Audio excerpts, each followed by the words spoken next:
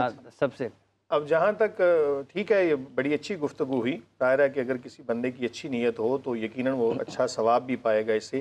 تو چونکہ بات ابھی ہو رہی تھی جو آیات آج پڑھی گئیں ان الذین کفروا سواء علیہم انذرتہم، تو میرا خیال ہے اس پہ ہمیں اچھا میں مفتی صاحب سے جاننا چاہتا ہوں جو آپ نے ابھی چونکہ ذکر ہو رہا ہے خرچ کا، دو چیزیں ہیں. ایک آپ زکوٰۃ ادا کرتے ہیں، اس کے بعد سرکار آپ سے ٹیکس بھی لیتی ہے.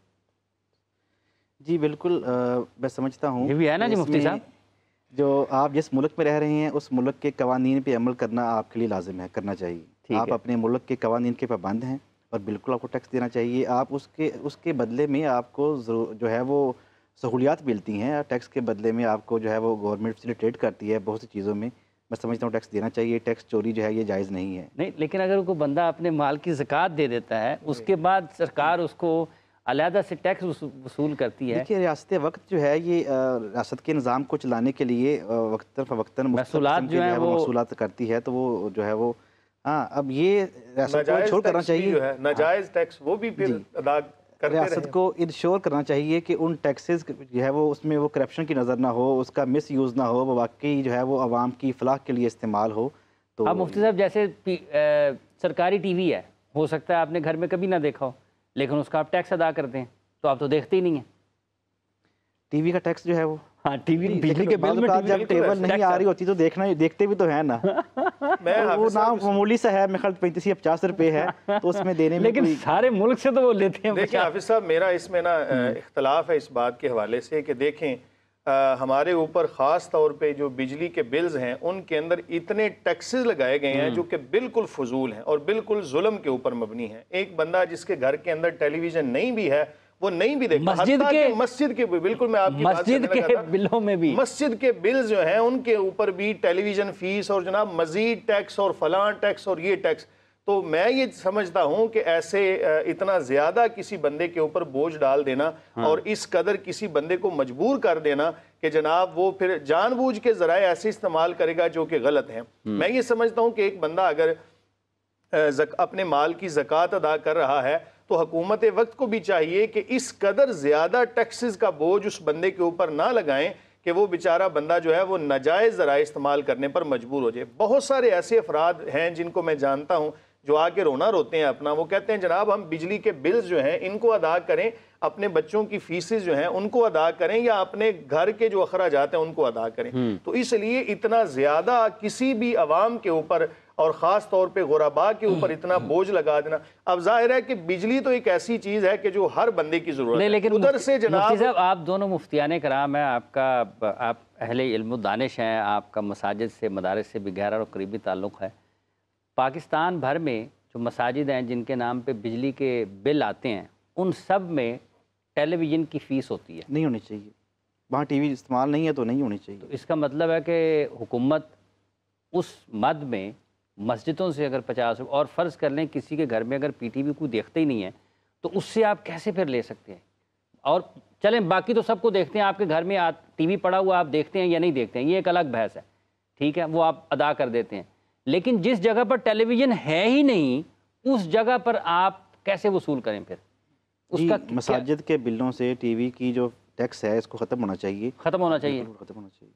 اس کے علاوہ بھی جو ناجائز ٹیکسز ہیں ان کا بھی خاتمہ ہونا چاہیے. قاری صاحب آپ کو میرا خیال زیادہ ناجائز گھروں میں ٹی وی نہیں ہے، آپ جائز اور ناجائز ٹیکس میں فرق کیسے کریں گے؟ یہ ذرا پلیز. نہیں دیکھیں، جائز اور ناجائز میں فرق تو ہم نہیں کر سکتے، لیکن کم از کم اتنا ہے کہ ایک بندے کی حیثیت کے مطابق اس پہ اللہ تعالیٰ کی بھی یہ سنت ہے، لا یکلف اللہ نفسا الا وسعہا. اللہ تعالیٰ بھی کسی جان کو اس کی طاقت سے بڑھ کے مکلف نہیں بناتا. تو ہمارے ہاں یہ ہے کہ ایک بندے کی آمدن کو بھی نہیں دیکھا جاتا، ایک بندے کے جناب جو ذرائع آمدن ہے ان کو نہیں دیکھا جا رہا. ایک بندے کی 30,000 روپے تنخواہ ہے. اب آپ مجھے یہ بتائیں کہ وہ بندہ ٹیکس ادا کرے گا، وہ اپنے بچوں کی فیس ادا کرے گا، یا وہ کیا کرے گا؟ وہ اپنی زندگی کیسے گزارے گا؟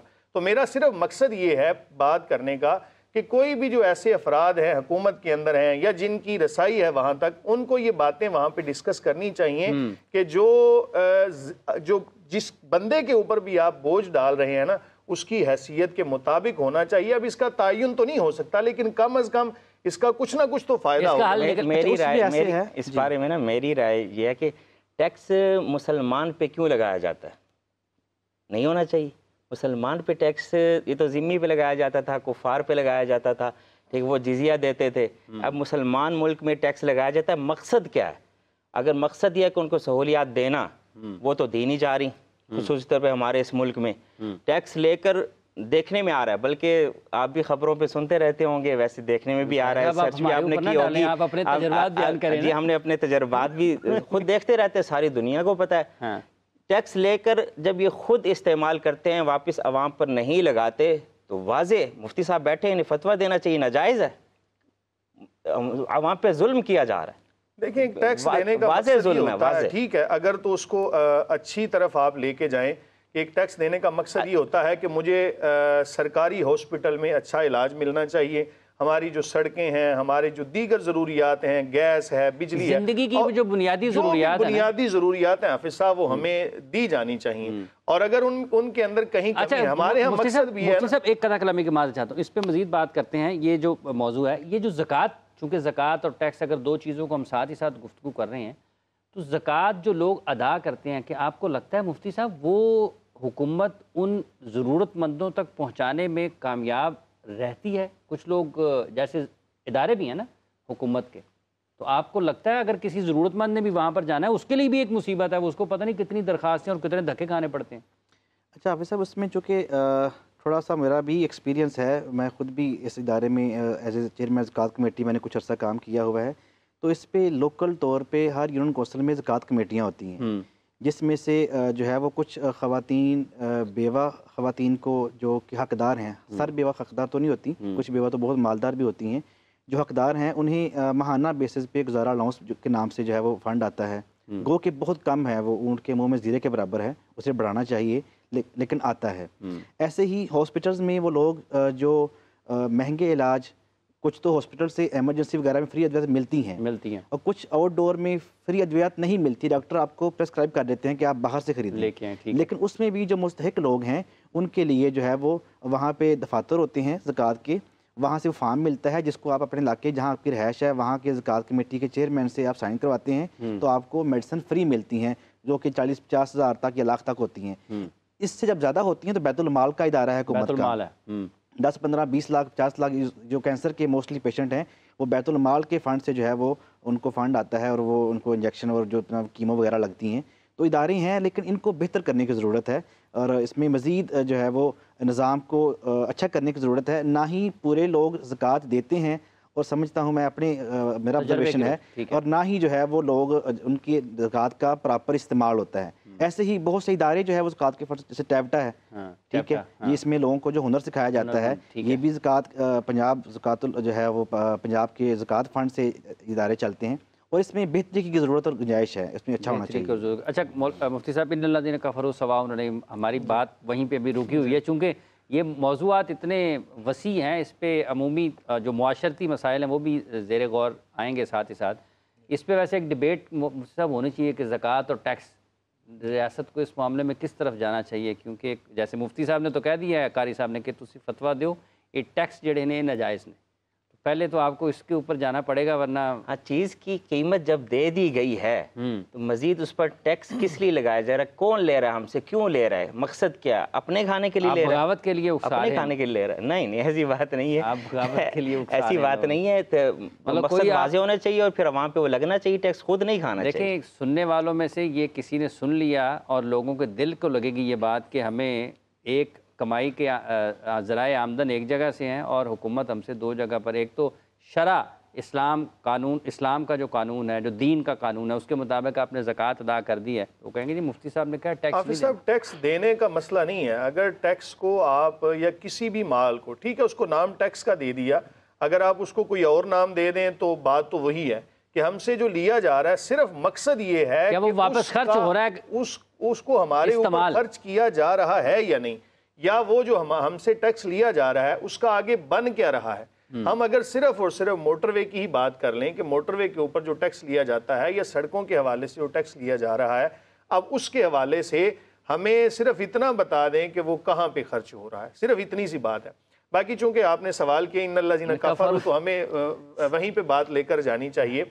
ان الذین کفروا سواء علیہم اانذرتہم ام لم تنذرہم لا یؤمنون. خالق کائنات نے فرمایا بے شک وہ لوگ کہ جنہوں نے کفر کیا، برابر ہے کہ آپ انہیں ڈرائیں یا نہ ڈرائیں، وہ ایمان نہیں لائیں گے. اب یہ اس کا ترجمہ ہے. سوال یہ ہے کہ اللہ تعالیٰ نے یہ فیصلہ فرما دیا کہ وہ ایمان نہیں لائیں گے، اس کے باوجود کہا جا رہا ہے کہ یا رسول اللہ صلی اللہ علیہ آپ ان کو تبلیغ کیجئے.